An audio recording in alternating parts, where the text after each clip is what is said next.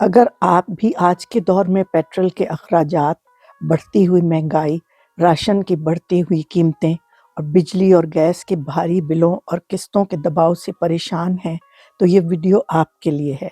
अस्सलाम वालेकुम मेरी प्यारी बेटियों और बेटों, जैसा कि आप सब जानते हैं कि आजकल लड़कियां लड़के सब जॉइंट एफर्ट के साथ जॉब्स कर रहे हैं, लेकिन रिस्क में कोई बरकत ही नहीं।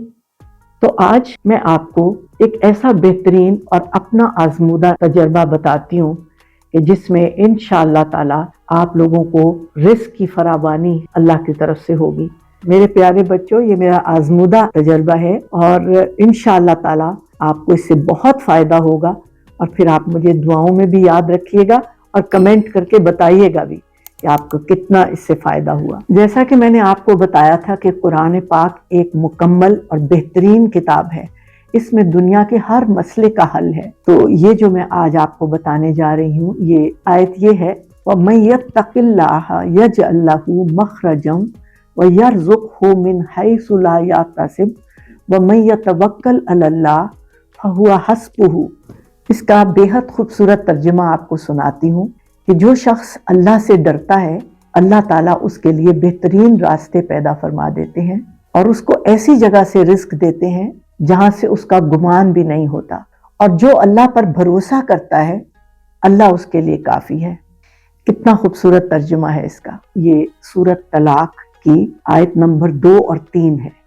इंशाअल्लाह ताला ये जब आप दिल से 70 टाइम्स पढ़ेंगे अव्वल आखिर दरूद शरीफ के साथ, तो आप देखिएगा कि इसके क्या असरात होते हैं। वैसे तो असर का टाइम हमेशा से ही कबूलियत का होता है, लेकिन रमज़ान शरीफ में जब आप इस टाइम दुआ को पढ़ेंगे तो इस पे 4 चांद लग जाएंगे। चंद दिन ही करेंगे तो आप देखिएगा कि इंशाअल्लाह ताला अल्लाह की मेहरबानी किस तरह होती है।